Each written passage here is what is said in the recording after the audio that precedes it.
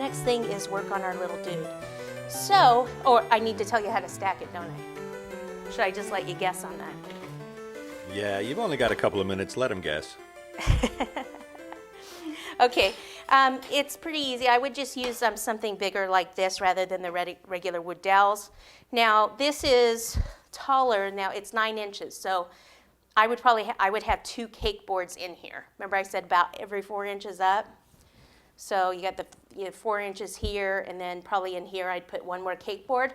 What that does is 2 things. It supports the cake so that it doesn't get the rings and lumps on the side by sinking, and it's also easier for them to cut because they cut down to where the cake board is, remove that cake, and go on so far the rest of the way down. So in between those spots, those dowels that we talked about earlier, the smaller dowels would be there.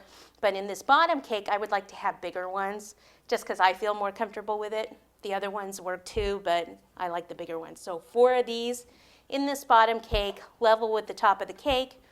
Pop this one on, just put a little buttercream behind it, and then use at least 2 of these type of skewers. Use a pencil sharpener, sharpen this. You can actually, you probably can't see, but there's 2 holes here that I've already doweled these, 1 here and 1 here. You want 2, not 1, because with 1, it can still kind of swivel on you. If you still feel like it's not strong enough with 2, go ahead and put a 3rd one in. Kind of depends how far you're going to travel with it, but sometimes I'll just shake it, and if I don't feel like it's sturdy enough, then I will go ahead and support it with a few more. How do they cut something like that? I've told you many a time. It's not my problem. I'm already gone. The money's already spent.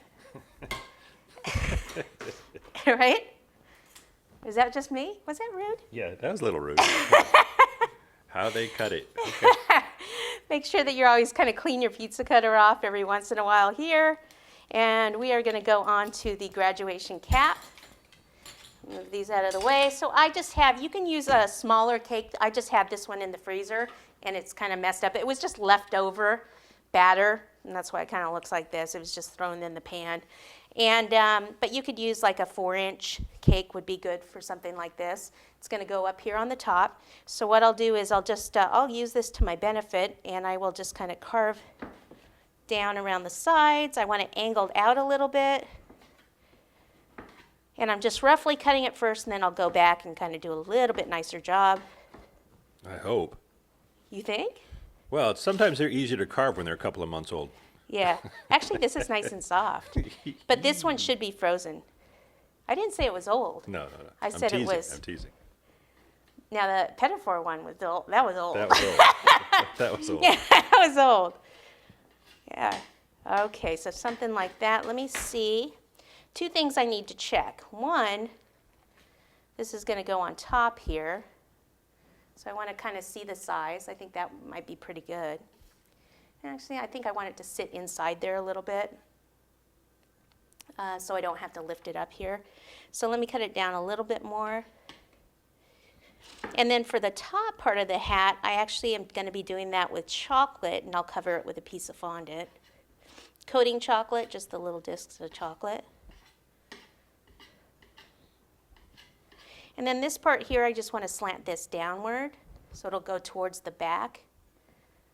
So this will be the back here. This will be more of the front.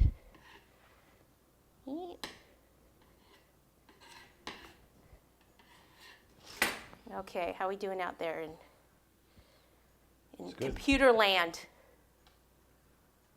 Okay, about like that. I think I just need a little bit trimmed off the base. Would a mini, I guess they call them Wonder Mold, work for that as well? Yeah, it depends on the question was, will a mini Wonder Mold pan work? The Wonder Mold one would, yes. I was thinking ball pan. Ball pan for this one might not be tall enough. Ball pan for something else may work. Okay, who wants cake? Come get it. Woo!